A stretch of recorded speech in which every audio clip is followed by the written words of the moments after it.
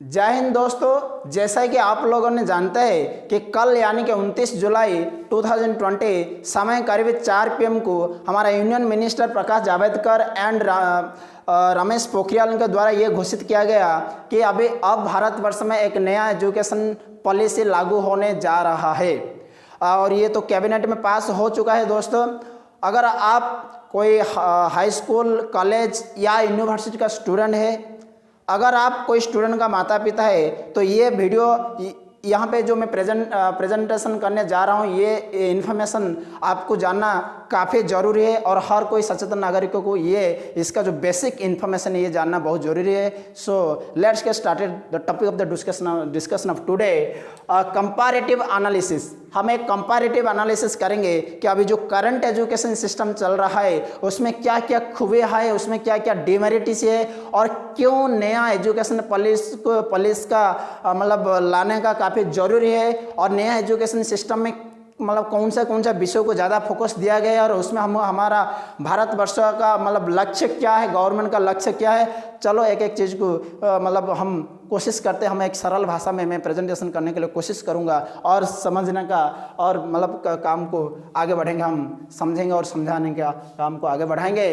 दोस्तों, ये current education system है और ये new education policy, national education policy 2020 जो कि अपकमिंग है। ये क्यों, मतलब अभी जो करंट एजुकेशन सिस्टम चल रहा है ये 10th प्लस 2 बेसिस में चल रहा है, यानी कि पहला हमारा प्राइमरी सिस्टम है, प्राइमरी एजुकेशन, उसके बाद हाई स्कूल, उसके बाद कॉलेज हम बोलते हैं। जैसे प्राइमरी में कक्षा 1 से 5 तक हम पढ़ते हैं, उसके बाद हाई स्कूल में स्टैंडर्ड 6 से स्टैंडर्ड 10 तक पढ़ते हैं और 10th में हम लोगों का क्या होता है, बोर्ड एग्जामिनेशन होता है। जैसे कि मैं उड़ीसा से बिलोंग करता हूँ और ये कल हमारा उड़ीसा का क्या मतलब 10th का रिजल्ट निकला था। और कॉलेज में क्या होता है दोस्तों, यहाँ पे मतलब आर्ट्स, साइंस, कॉमर्स स्ट्रीम वगैरह रहता है और ये स्ट्रीम है ना जो न्यू एजुकेशन पॉलिसी में हटाया दिया गया है। ऐसा नहीं रहेगा कि आर्ट्स, साइंस और कॉमर्स ऐसा मतलब जो एजुकेशन को डिवाइड करके पढ़ाई करने का सिस्टम के हमसे हटाने का कोशिश किया गया है। हम कुछ ही देर में इसको समझेंगे, राइट। ये होता है हमारा 10th प्लस 2 के बाद हमारा फिर ग्रेजुएशन स्टार्ट हो जाता है। कोई बीकॉम करता है, कोई बीएससी करता है, कोई मतलब बीए करता है, फिर वो जो मतलब उसके बाद मतलब मेडिकल और इंजीनियर वो भी कोर्स होता है, कोई 5 साल का कोर्स होता है, फिर बीटेक, एमटेक ये भी होता है। ओके, मैकेनिकल इंजीनियर मतलब इंजीनियर, लैटरल, सिविल इंजीनियर, ये सब कोर्स भी होता है। क्या ये सब कोर्स रहेगा या नहीं रहेगा, इसके बारे में हम काफ़ी चर्चा करेंगे। ओके, तो देखिए ये था करंट एजुकेशन सिस्टम, मैंने जो बताया प्राइमरी 1 से 5 तक। हाँ, हालांकि प्राइमरी से पहले मतलब आंगनवाड़ी भी बच्चे जाते हैं, उसके बाद मतलब प्राइमरी कक्षा 1 से कक्षा 5 तक, उसके बाद स्टैंडर्ड 6 से लेकर स्टैंडर्ड 10 तक पढ़ते हैं। वो हाई स्कूल का पढ़ाई खत्म हो गया उनका। फिर बच्चे जाते हैं हाँ मतलब कॉलेज में एंट्री करते हैं। कॉलेज में 11वीं 12वीं पढ़ते हैं, 12वीं में फिर उनका एक बोर्ड होता है। उसके बाद क्या चलता है, उनका ग्रेजुएशन और पोस्ट ग्रेजुएशन, ऐसे हायर स्टडी का पैटर्न चल रहा है। लेकिन जो करंट जो अभी जो अपकमिंग है एजुकेशन सिस्टम, वो सिस्टम का पैटर्न है दोस्तों 5-3-3-4, यानी कि 5 साल, उसके बाद 3 साल, उसके बाद 3 साल, उसके बाद 4 साल, ऐसा रहेगा। कैसा रहेगा देखो मैं एक बताता हूँ। 5 साल यानी कि 3 years प्री प्राइमरी रहेगा, उसके बाद फर्स्ट यानी कि सेकंड, यानी कि कम से कम स्टैंडर्ड मतलब 6 से लेके 9 ईयर तक बच्चे ने क्या 3rd, 4th और 5th क्लास पढ़ेंगे। फिर से बता देता हूँ, पहले तो आंगनबाड़ी जाएंगे, प्री प्राइमरी यानी कि आंगनबाड़ी मतलब 3 साल से मतलब बच्चे लोग आंगनबाड़ी जाना शुरू कर देंगे। उसके बाद स्टैंडर्ड 1, स्टैंडर्ड 2 पढ़ेंगे 3 साल, ये 2 साल 5 साल हो गया। उसके बाद 3 साल मतलब 3rd, 4th और 5th, उसके बाद 3 साल यानी कि 6th, 7th और 8th, फिर 4th मतलब 4 ईयर मतलब 4 वर्ष यानी कि 4 यानी कि 9th, 10th, 11th और 12th। तो इसका मतलब क्या है, मतलब ये जो एक क्लास से कक्षा 1 से लेकर कक्षा 5वीं तक है ना दोस्तों, यहाँ पे फोकस किया गया कि रीजनल लैंग्वेज को फोकस किया जाएगा।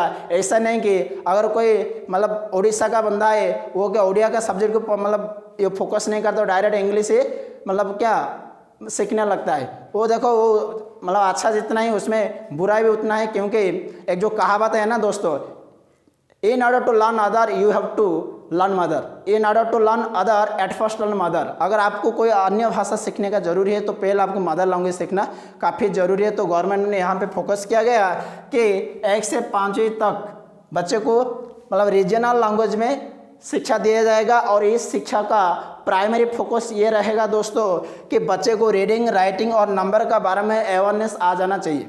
ऐसा नहीं कि कोई बच्चा 5वीं क्लास पढ़ रहा है और उसको मतलब किताब पढ़ना नहीं आता होगा और उसको मतलब कोई मतलब न्यूमेरिकल एबिलिटी यानी कि नंबर, उसको काउंटिंग करना या उसको एडिशन, सब्सट्रैक्शन वगैरह, ये कम से कम यहाँ पे फोकस किया गया। कम से कम बच्चे को 5वीं तक या मतलब इतना आ जाना चाहिए। उसके बाद क्या होता है दोस्तों, देखो जैसे ही 5th ईयर यानी कि 6th, 7th और 8th क्लास में डिवाइड किया गया है और इसमें वोकेशनल एजुकेशन को 6th क्लास में वोकेशनल एजुकेशन को भी प्रायोरिटी दिया गया है।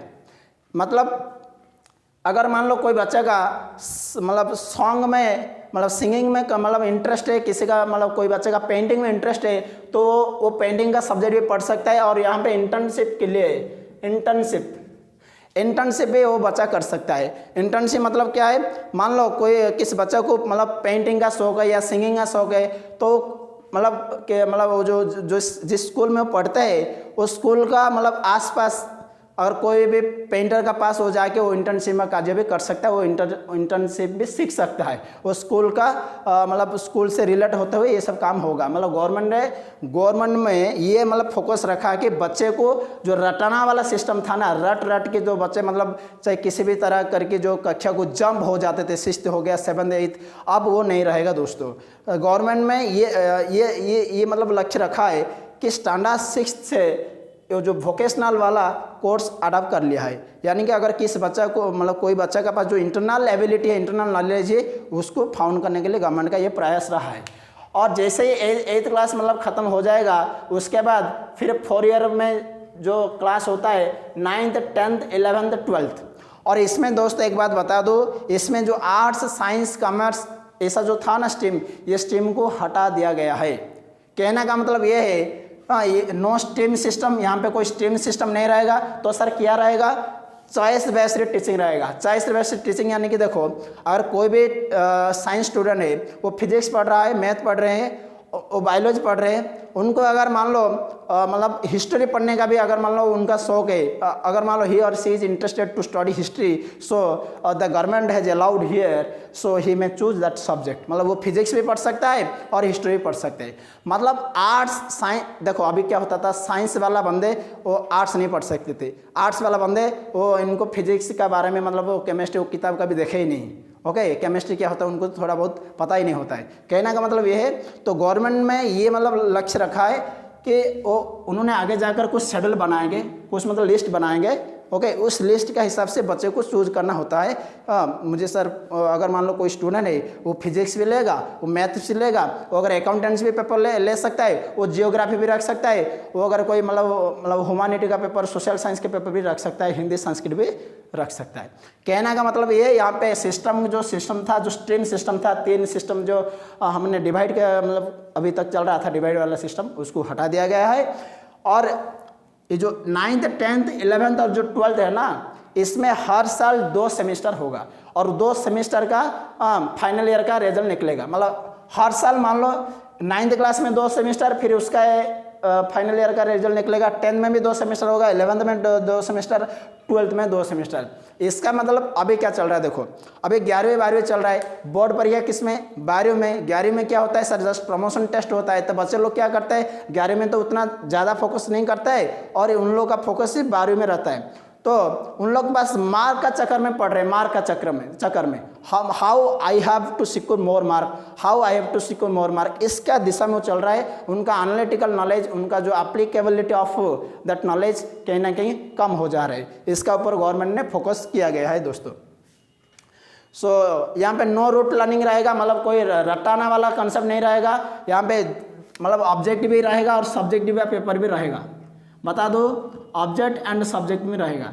ऑब्जेक्ट तो यहाँ पे अच्छा है क्योंकि ऑब्जेक्ट में बच्चे को अच्छा नंबर मिल सकता है, लेकिन जो सब्जेक्ट वाला पेपर है, वो जो सब्जेक्ट वाला पेपर है ना, उसमें ऐसा नहीं पूछा जाएगा सवाल कि मतलब रटा हुआ वाला लर्निंग से वो सवाल नहीं आएगा। एप्लीकेबिलिटी वाला सब्जेक्ट, मतलब वो जो ज्ञान उन्होंने सीखा है उसका एप्लीकेबल का ऊपर, एप्लीकेशन का ऊपर या एप्लीकेबल का ऊपर वो बेस्ड रहेगा। मतलब कहने का मतलब ये है, तो बच्चे का मतलब इनहेरिट एबिलिटी को, ओके, उसको मतलब बढ़ाने के लिए गवर्नमेंट ने फोकस किया गया है। और एक बात बता दो, 360 डिग्री वैल्यूएशन और ऑफ रिपोर्ट कार्ड।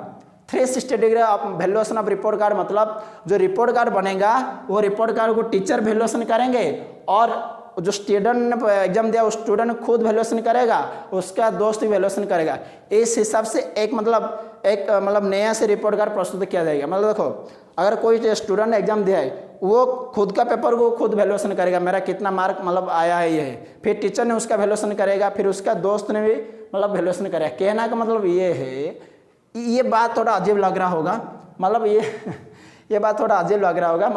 मैं जहाँ तक समझता हूँ इसका मतलब ये होता है कि स्टूडेंट ने तो नंबर तो लेके आ गया एग्जामिनेशन में, उसके वो मार्क का साथ साथ उसका एटीट्यूड कैसे रहा है, उसका बिहेवियर कैसे रहा है, वो टीचर का जो कॉलेज में टीचर पढ़ा रहे वो टीचर का क्लास अटेंड कर रहे हैं या नहीं कर रहे, कोई प्रोजेक्ट या प्रैक्टिकल का जो क्लास जैसे हो रहा है वो क्लास वो अटेंड कर रहा है कि नहीं, वो सारे क्लास वो सब नंबर का ऊपर इफेक्ट डालेगा।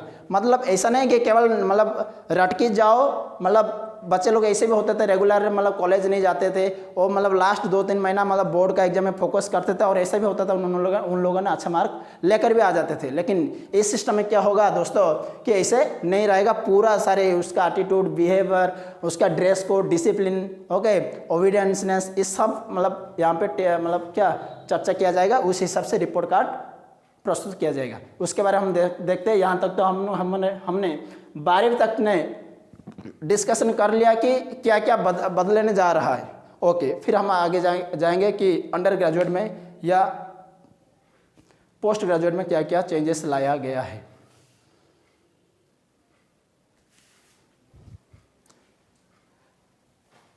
अब हम देखते हैं कि जो हायर एजुकेशन सिस्टम में क्या क्या चेंजेस हुआ है।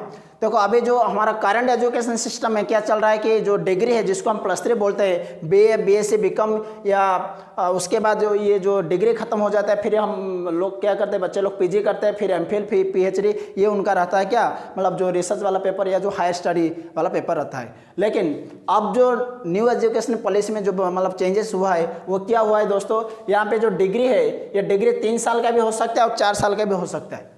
और इसमें जो एक फ़ायदा हुआ था, जो एक अच्छी बात उन्होंने बताने के लिए कोशिश करे, जो अच्छे बदलाव लाने के लिए कोशिश करे, वो ये है कि मान लो अगर कोई स्टूडेंट ये जो हमारा जो करंट एजुकेशन सिस्टम में मान लो 2018 में वो +3 ज्वाइन किया फर्स्ट ईयर में, और 2019 में उनका 2018 में फर्स्ट ईयर खत्म हुआ, 2019 में सेकंड ईयर खत्म हुआ, और कुछ कारण की वजह से उन्होंने क्या पढ़ाई से उनको ड्रॉप आउट होने लगा, वो उन्होंने ड्रॉप आउट कर लिया है और पढ़ाई को कंटिन्यू नहीं कर पाए, चाहे उनका फिनेंशियल का प्रॉब्लम का वजह से हो या कोई फैमिली का कोई प्रॉब्लम का वजह से हो, या उनको कोई छोटी मोटी नौकरी मिल गया उनका वजह से हो, तो फिर क्या हो जाता, तो उनका फिर वो लिस्ट से बाहर हो जाता, जो एजुकेशन का सिस्टम था वो फिर +3 का लिस्ट से बाहर हो जाता था। लेकिन अब जो +3 का जो डिग्री हो रहा है यहाँ पे 3 ईयर का हो रहा है। जैसे ही कोई बच्चा फर्स्ट ईयर ख़त्म कर देगा तो उसको एक सर्टिफिकेट मिलेगा, उसका नाम रहेगा बेसिक सर्टिफिकेट। क्या रहेगा? Basic certificate. जैसे उसका सेकेंड ईयर ख़त्म हो जाएगा डिग्री का तो उसको एक सर्टिफिकेट मिलेगा, डिप्लोमा सर्टिफिकेट। क्या मिलेगा? डिप्लोमा। जैसे उनका थर्ड ईयर या फाइनल ईयर ख़त्म हो जाएगा तो उनको मिलेगा डिग्री सर्टिफिकेट। और जो 4 ईयर का डिग्री करेगा, फर्स्ट ईयर में तो बेसिक सर्टिफिकेट मिलेगा, डिप्लोमा तो मिलेगा, डिग्री मिलेगा। जो 4 ईयर का करेगा और जो 1 साल वो जो एक्स्ट्रा पढ़ेंगे, वो जो लास्ट फाइनल ईयर में वो थोड़ा रिसर्च के बारे में थोड़ा ज्ञान हासिल करेगा। तो वहाँ पे जो जैसे 4 ईयर का डिग्री खत्म हो जाता है वहाँ पे रिसर्च बेस्ड डिग्री सर्टिफिकेट मिलेगा, रिसर्च वाला भी सर्टिफिकेट मिलेगा और डिग्री भी मिलेगा।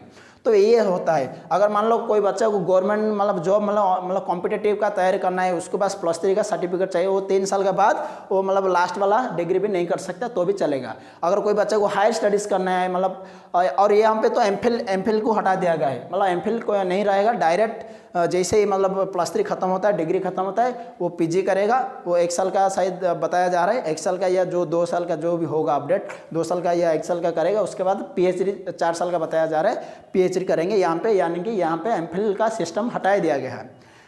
ये आ रहा है, ये जो सिस्टम को हम बोलते हैं मल्टीपल एंट्री और multiple exit. Okay, multiple entry और मल्टीपल एग्जिट। और यहाँ पे क्रेडिट बैंक का फैसिलिटी बताया जा रहा है। क्रेडिट बैंक मतलब यहाँ पे ये एक मतलब ऑनलाइन यानी कि एक ऑटोमेटिक सिस्टम में यहाँ पे अगर मान लो कोई बच्चा फर्स्ट ईयर का पेपर ख़त्म कर लिया तो वहाँ पे जो एक एक सब्जेक्ट का जो क्रेडिट पॉइंट रहता है, जो कि अभी का जो सिस्टम चल रहा है चॉइस बेस्ड क्रेडिट सिस्टम, एक एक पेपर का कुछ क्रेडिट पॉइंट रहता है। जैसे वो पेपर का मतलब वो पास कर लेते हैं, वो जो क्रेडिट पॉइंट क्या होता है उनका ऐड हो जाते हैं।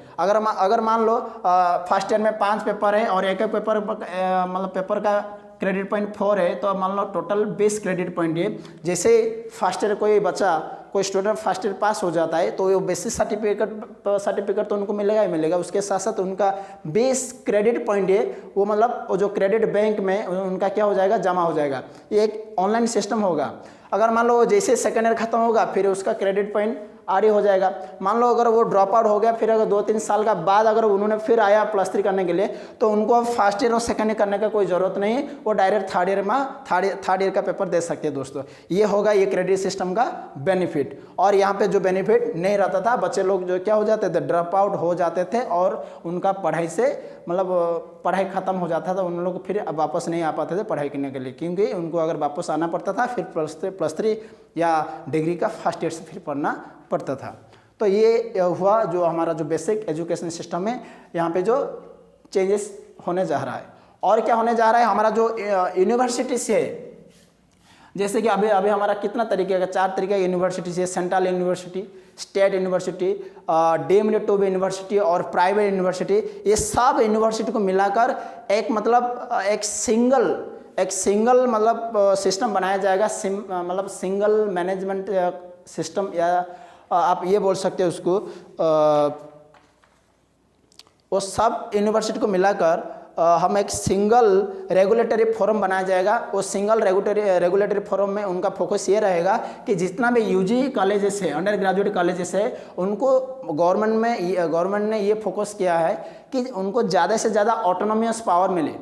अगर अभी क्या चल रहा है देखो दोस्तों, अभी मतलब जो अंडर ग्रेजुएट कॉलेज है ना, वो कोई ना कोई यूनिवर्सिटी का अंडर ही आते हैं। जब कोई ना कोई यूनिवर्सिटी का अंडर ही आता है तो अभी तो मतलब आप लोग को जानते हैं कि कितने सारे उन लोगों को प्रॉब्लम झेलना पड़ता है, क्योंकि वो यूनिवर्सिटी का रूल का हिसाब से उनको चलना पड़ता है। और एक यूनिवर्सिटी का रूल और दूसरे यूनिवर्सिटी का रूल में और एडमिनिस्ट्रेटिव में कुछ ना कुछ क्या होता है, इधर उधर का मतलब चेंजेस होता रहता है उनका। मतलब एक सिस्टमेटिक मतलब बोलता है ना, पूरे हिंदुस्तान में एक सिस्टमेटिक रूल नहीं है जो कि एक सब के लिए लागू होगा, ऐसा नहीं है। अब होने जा रहा है, ये गवर्नमेंट ने फोकस किया है।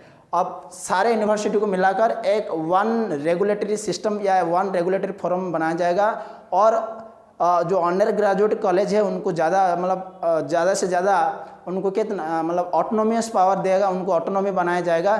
तो वो खुद का मतलब जो रिक्रूटमेंट प्रोसेस हो, उनका खुद का मतलब जो एडमिनिस्ट्रेटिव है, फाइनेंशियल डिसीजन है, वो खुद ले सकते हैं। तो इसका वजह से क्या होगा,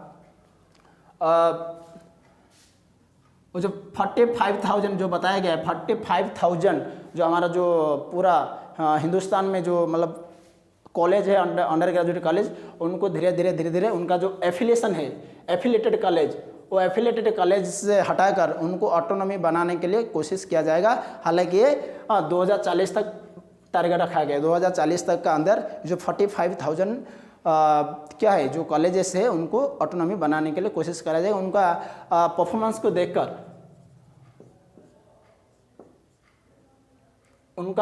को देखकर ये सब डिसीजन लिया जाएगा, ऐसा बताया जा रहा है। और एक बात यहाँ पे जो +3 में आपका मन में ये सवाल हुआ होगा कि सर मतलब आर्ट्स साइंस कॉमर्स तो ये जो सिस्टम तो उठ गया है, तो ये जो डिग्री करेगा बच्चा कैसे पढ़ेगा। तो इसका भी एक मतलब सिस्टमेटाइज्ड मतलब चॉइस रखा जाएगा, चॉइस बेस्ड क्रेडिट सिस्टम ही रहेगा। तो बच्चे लोग को चॉइस चूज करना पड़ता है। और यहाँ पे 2 सब्जेक्ट रहेगा, एक मेजर सब्जेक्ट, एक माइनर सब्जेक्ट। अगर मान लो एक मेजर सब्जेक्ट ने कोई बंदा बॉटनी चूज किया है, ओके, और माइनर में वो रखा है कि पेंटिंग, मतलब पेंटिंग में कर सकता है, वो डांसिंग में कर सकता है। मेजर सब्जेक्ट बॉटनी है या सेकंड मेजर सब्जेक्ट ऐसा कुछ रहेगा, वो मतलब बॉटनी भी सीख सकता है, फिजिक्स भी पढ़ सकता है, मैथ भी पढ़ सकता है, और उनका मतलब इंग्लिश में रुचि है, वो इंग्लिश का सब्जेक्ट भी ले सकता है। मतलब ये मन से हटा लीजिएगा कि ऐसा नहीं कि साइंस वाला स्टूडेंट हिस्ट्री इंग्लिश नहीं पढ़ सकते और आर्ट्स वाला स्टूडेंट फिजिक्स नहीं पढ़ सकते, ये सब सिस्टम अब नहीं रहेगा दोस्तों। ये थोड़ा बहुत मेरा कोशिश रहा, मैं मतलब समझाने के लिए कोशिश किया हूँ। और देखते हैं फिर क्या ये हायर एजुकेशन सिस्टम का बाद और क्या चेंजेस होता है, उसके बारे में हम अभी जिक्र करेंगे।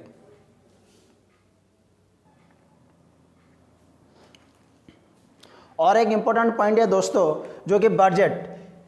यहाँ पे बताया गया है कि अभी जो हमारा जो करंट एजुकेशन सिस्टम है, यहाँ पे ये रूल चल रहा है कि 4.3% ऑफ जीडीपी, हमारा जीडीपी का 4.3% जो कि होगा मतलब हमारा एजुकेशन बजट। ओके, लेकिन यहाँ पे जो हमारा जो अपकमिंग पॉलिसी आ रहा है, वहाँ पे बताया गया है कि 6% होगा हमारा जीडीपी का हिस्सा, जो कि एजुकेशन बजट होगा, राइट। अगर आपको बता दें कि हमारा जो ये जो 2020-21, ओके, अभी जो मतलब जो बजट मार्च महीना में, फरवरी महीना में जो हमारा बजट पारित हुआ था, वहाँ पे घोषित किया गया था 99,300 करोड़ रुपीस, ये हमारा एजुकेशन बजट है। तो अगर यहाँ पे 6% बताया जा रहा है, हालांकि ये तो जीडीपी का ऊपर डिपेंड है, तो ये तकरीबन 1,25,000 करोड़ का एजुकेशन बजट हो जाएगा। हालांकि जीडीपी का ऊपर होता है और जीडीपी ऊपर नीचे होता है। अभी कोरोना का वजह से हमारा जीडीपी काफ़ी डाउन हो चुका है, राइट। और इसमें क्या पॉइंट है हमको जानना जरूरी है, ये जो सिंगल कॉमन एंट्रेंस टेस्ट, देखिए हमने आपको ये बताने के लिए कोशिश की है कि 5-3-3-4, 5 + 3 + 3 + 4, यहाँ पे क्या हो जाता है, 12वीं खत्म हो जाते हैं। ओके, उसके बाद बच्चे क्या करते हैं, कॉलेज में जाएंगे। जब कॉलेज में जाएंगे, अगर मान लो किस बच्चे का अभी का जो सिस्टम चल रहा है, okay, this is the very deadly demerit of our current education system. अगर मान लो कोई बच्चे ने साइंस लिया हो या कोई बच्चे ने कॉमर्स लिया हो, उनका मार्क थोड़ा कम आएगा, यानी कि 12वीं में कम आएगा, यानी कि वो क्या नहीं कर पा रहे, उनका मनपसंद कॉलेज में, वो हायर स्टडी में वो मतलब नहीं एडमिशन हो पा रहे। तो अभी यहाँ से क्या मतलब चेंजेस किया गया है कि एक कॉमन एंट्रेंस टेस्ट होगा। मान लो अगर मतलब कोई बच्चा का हाई स्कूल में जो हमारा जो 4 साल होता है, 9th 10th 11th 12th, ये चारों को मिलाकर 4 साल का बनाया गया है। अगर इसमें अगर कोई बच्चा का कम नंबर आया होगा और वो सोचता है कि मेरा मतलब माई ड्रीम्ड कॉलेज में मैं सीट मुझे नहीं मिल रहा है, तो मार्क की वजह से उनका जो चांस है उनका नहीं छीना जाएगा, ऐसा कोशिश किया गया है। यहाँ पे एक कॉमन एंट्रेंस एग्जामिनेशन होगा, जैसे अभी हमारा पीजी का लेवल में या होता है कि मतलब ग्रेजुएशन का मार्क और पीजी में जो एंट्रेंस होगा, एंट्रेंस मार्क को मिलाकर जो मेरिट लिस्ट निकलता है तब बच्चे को पीजी मिलता है। वैसे एमफिल में अभी जो चल रहा था, लेकिन अभी तो एमफिल हटाया गया है, डायरेक्ट पीएचडी हो गया 4 साल का। तो यहाँ पे बताया गया है कि 12वीं के बाद अगर कोई बच्चा जैसे कि कॉलेज में एडमिशन लेगा तो उसके पास ऑप्शनल है, ये मैंडेटरी नहीं है। वो चाहेगा तो ये टेस्ट दे सकता है, वो चाहेगा तो ये टेस्ट नहीं भी दे सकते। देगा तो क्या फ़ायदा, नहीं देगा तो क्या फ़ायदा। देखो, अगर मान लो कोई स्टूडेंट का अच्छा नंबर है, वो कोई मतलब टॉप यूनिवर्सिटी में पढ़ना चाहते हैं, हालांकि सब यूनिवर्सिटी का तो रैंक एक ही करवा लिया, चाहे वो सेंट्रल यूनिवर्सिटी हो, स्टेट यूनिवर्सिटी हो, ड्रीम्ड टू यूनिवर्सिटी हो या प्राइवेट यूनिवर्सिटी हो, वो सबका एक ही मान्यता रहेगा। ऐसा नहीं कि कोई भी यूनिवर्सिटी को ज़्यादा मान्यता दिया जाएगा, ज़्यादा वैल्यू करा जाएगा, ऐसा नहीं रहेगा। मैंने बताया था आप लोगों को, एक सिंगल रेगुलेटरी सिस्टम होगा या सिंगल रेगुलेटरी फॉर्म होगा। सब यूनिवर्सिटी धीरे धीरे एक ही सेंट्रलाइज्ड सिस्टम में लाया जाएगा, हालांकि धीरे धीरे थोड़ा वक्त लगेगा। हाँ, ये जो सिंगल कॉमन एंट्रेंस टेस्ट, अगर कोई बच्चा ने सोचा कि मेरा नंबर कम आया तो ये सिंगल एंट्रेंस टेस्ट दे सकता है, और एंट्रेंस का मार्क प्लस उसका हाई स्कूल का मार्क, उसको मिलाकर फिर एक मतलब कट ऑफ मार्क निकाला जाएगा। तब ऐसा हो सकता है कि उस बच्चे को उसका ड्रीम्ड कॉलेज में अच्छा मतलब जो जैसे चाहता है वो ऐसा पढ़ सकता है, क्योंकि उन्होंने अगर ऐसे यहाँ पे अगर अच्छा मार्क लाया होगा तो वो कट ऑफ क्लियर कर सकता है। ओके, यहाँ पे मतलब ये आप लोग ये मान लीजिए कि ये सेकंड अपॉर्चुनिटी दिया गया है, मतलब गवर्नमेंट का द्वारा ये सेकंड अपॉर्चुनिटी बताया गया है, मतलब सूचित किया गया है स्टूडेंट के लिए। ओके, और एक बात बता दो, ये जो यूजीसी और एआईसीटी है, आप लोग बता दो ये दोनों क्या हो गया, ये दोनों को मतलब ऐड कर दिया गया है। और ये जो हमारा जो एआईसीटी होता है, all India council for technical education, और ये तो आपको पता है यूजीसी क्या होता है, यूनिवर्सिटी ग्रांट कमीशन। ये दोनों को मतलब ऐसा नहीं कि ये अलग अलग बॉडी नहीं रहेगा, ये एक हो जाएगा। हालांकि आप लोगों को बता दूं कि हमारा जो ये जो मतलब जो नेशनल एजुकेशन पॉलिसी है ना दोस्तों, ये national education policy 3rd number का है। मतलब हमारा हिंदुस्तान में फर्स्ट नेशनल एजुकेशन पॉलिसी आया था 1968 में। ओके, तब पीएम थे हमारा इंदिरा गांधी, उस समय 1968 में आया था। फिर हमारा सेकंड एनईपी जो आया था, सेकंड एनईपी वो 1986 में आया था। तब हमारा पीएम थे राजीव गांधी थे। पीएम कौन थे? राजीव गांधी। हाँ, हालांकि ये जो एनईपी 1986 उसमें अपडेट किया गया था, इसको अपडेट किया गया था 1992 में। ओके, तब हमारा पीएम थे नरसिम्हा राव। यस, पीवी नरसिम्हा राव तब हमारा पीएम थे। और अभी हमारा जो थर्ड नंबर एनईपी आ रहे, मतलब नेशनल एजुकेशन पॉलिसी आ रहे, ये 2020। हालांकि एक पॉलिसी है, यानी कि ये अभी एक्ट में तो नहीं मतलब कन्वर्ट हुआ है। एक्ट में कन्वर्ट होने के लिए उनको पार्लियामेंट में पास होना चाहिए। देखो मैं एक बता देता हूँ